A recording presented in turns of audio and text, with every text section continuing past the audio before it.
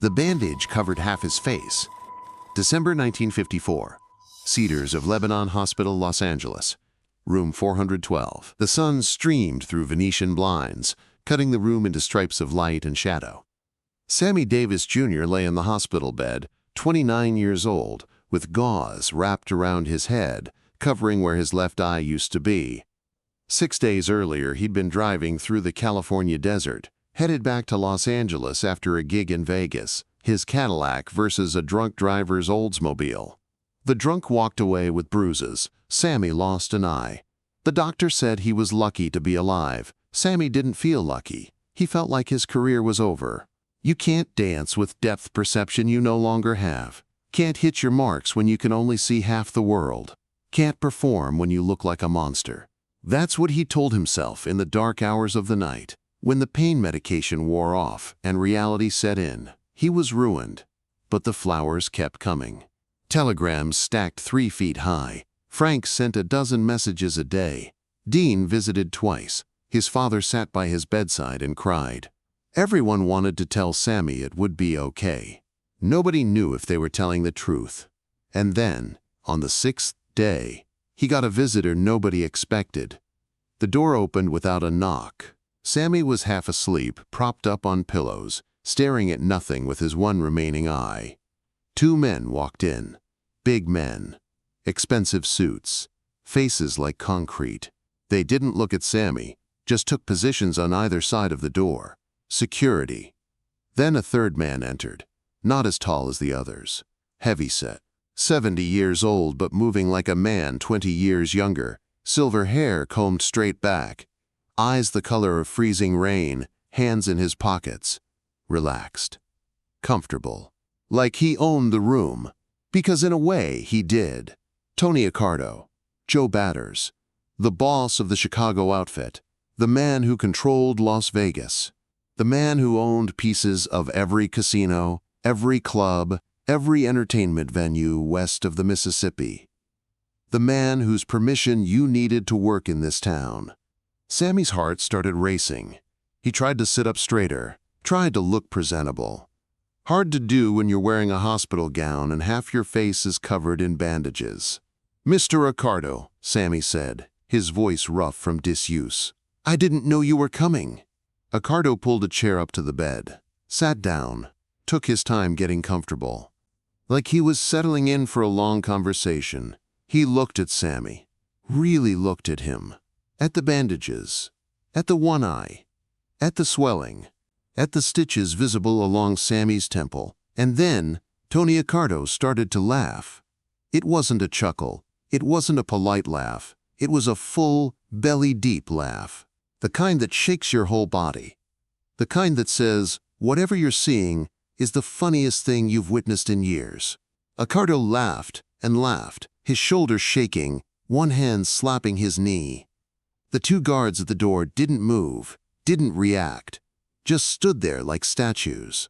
Sammy lay in the bed, frozen, not understanding. Finally, Accardo wiped his eyes. "I'm sorry, kid," he said, still chuckling. "I shouldn't laugh. It's not funny. It's terrible what happened to you." He paused. "But Jesus Christ, look at you. You look like a pirate." Another laugh. "Tell me," Accardo said, "you gonna start wearing an eye patch? Maybe get a parrot? Could be good for the act, you know." The singing, dancing, one-eyed pirate. Very memorable. Sammy's jaw tightened.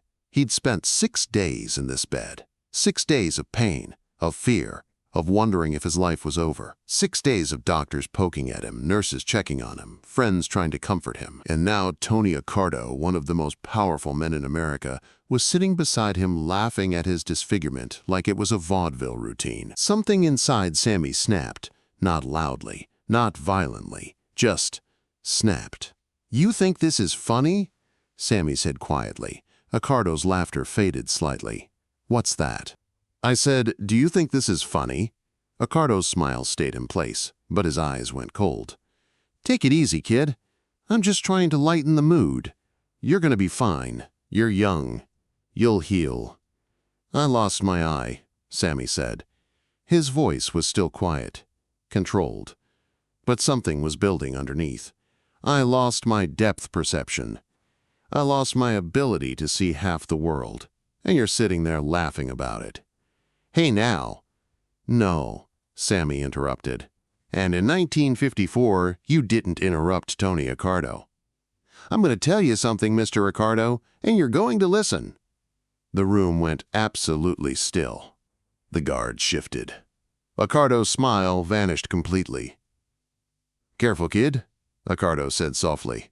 You don't want to start something you can't finish. I'm already finished, Sammy said. That's the point. My career's over. I'll never perform the way I used to. I'll never dance the way I danced. I'll never be what I was. So what exactly do I have to lose by telling you the truth? Accardo didn't respond. Sammy continued. You came here to see if I'm still valuable, if I'm still worth the investment, if I can still make you money. And you looked at me and laughed because you've already decided I'm not. That's not. Let me finish, Sammy said, his voice harder now. Because here's what you don't understand, Mr. Accardo. You think I'm valuable because I can sing and dance, because I can entertain drunk tourists in your casinos, because I can put asses in seats. He leaned forward, ignoring the pain shooting through his head. But that's not why I'm valuable. I'm valuable because I've spent my entire life performing for people who see me as less than human. I've smiled while they called me slurs. I've bowed while they threw things at me. I've entertained in clubs that wouldn't let me use the front door. His one eye locked on Accardo. I've been humiliated by experts, Mr. Accardo. By people who've spent centuries perfecting the art of making people like me feel small. And you know what I learned? Accardo was completely still now, listening.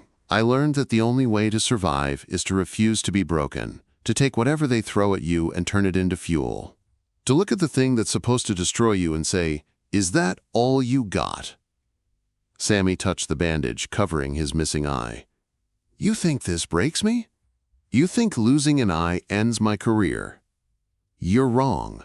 I'm going to get out of this bed. I'm going to relearn how to dance with one eye. I'm going to practice until my feet bleed.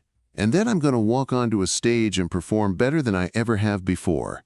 He pointed at Accardo.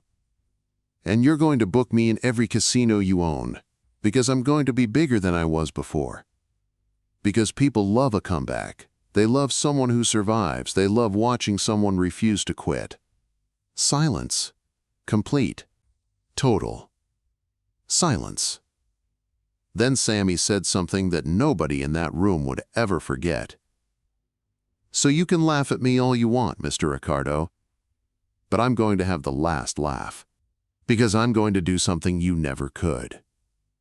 What's that? Accardo asked, his voice barely above a whisper. I'm going to turn tragedy into triumph. You just turn people into corpses. The silence that followed was suffocating. One of the guards took a step forward. Accardo raised his hand, stopped him. Accardo stood up slowly, looked down at Sammy in the hospital bed. This broken, bandaged, one-eyed entertainer who'd just told the boss of the Chicago outfit exactly what he thought of him. For a long moment, Accardo didn't move, didn't speak, just stood there, studying Sammy like a puzzle he couldn't quite solve. Then, something unexpected happened. Tony Accardo smiled. Not the mocking smile from before. Something different, something almost respectful. You know what, kid? Accardo said quietly. I came here thinking I was going to tell you your career was over, that you were damaged goods, that the clubs didn't want you anymore. He paused. But I was wrong. Accardo reached into his jacket, pulled out a business card, placed it on the bedside table. When you get out of here, when you're ready to perform again, you call that number. I'll book you in every casino from Vegas to Miami. Not because I feel sorry for you, because you just taught me something. What's that? They're the most dangerous people in the world aren't the ones with guns. They're the ones with nothing left to lose. Accardo headed for the door, stopped, looked back. And for what it's worth, Sammy, you're right. People are going to love your comeback. Because you're not just talented. You're tough. And in this business, tough matters more than talent. He left without another word. The 2 guards followed him out. And Sammy Davis Jr. lay in that hospital bed, his one eye staring at the ceiling, his heart still pounding, realizing what he'd just done. He'd told off the most dangerous man in America. And lived. 18 months later, Sammy Davis Jr. returned to the stage. The Frontier Hotel in Las Vegas. February 1956. Opening night.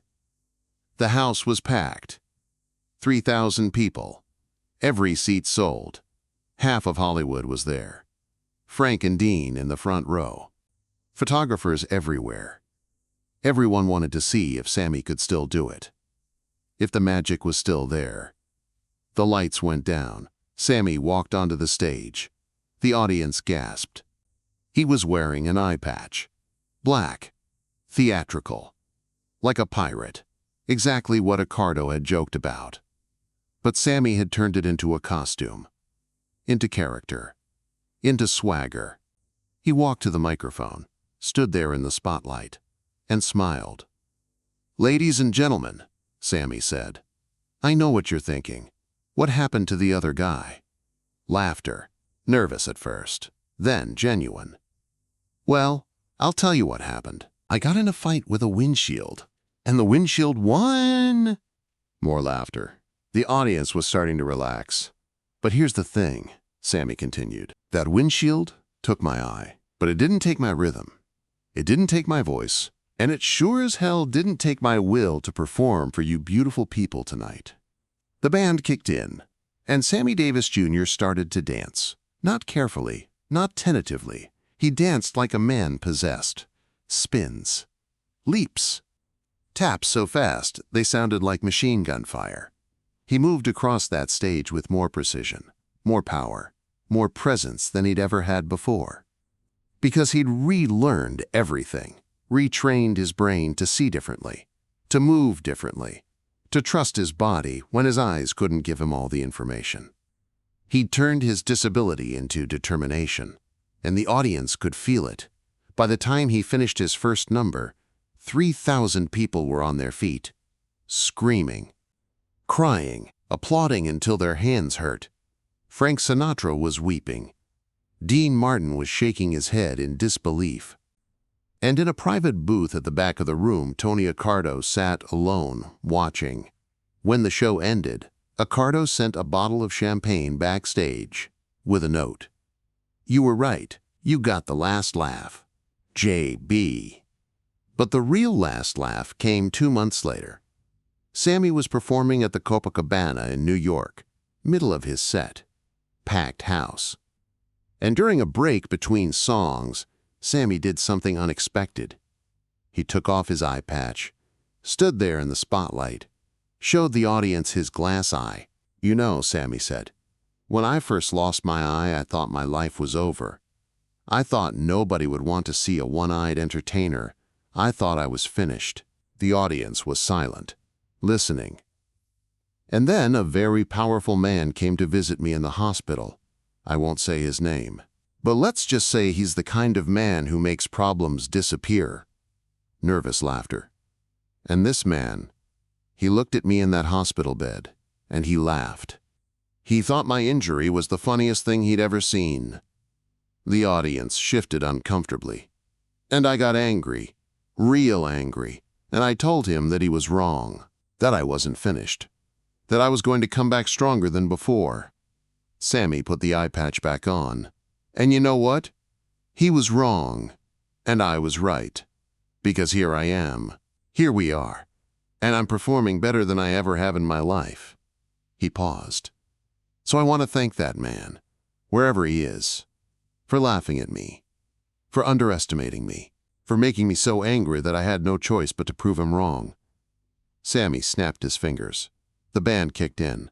Because anger is just fuel, baby, and I've got a full tank. The audience went wild.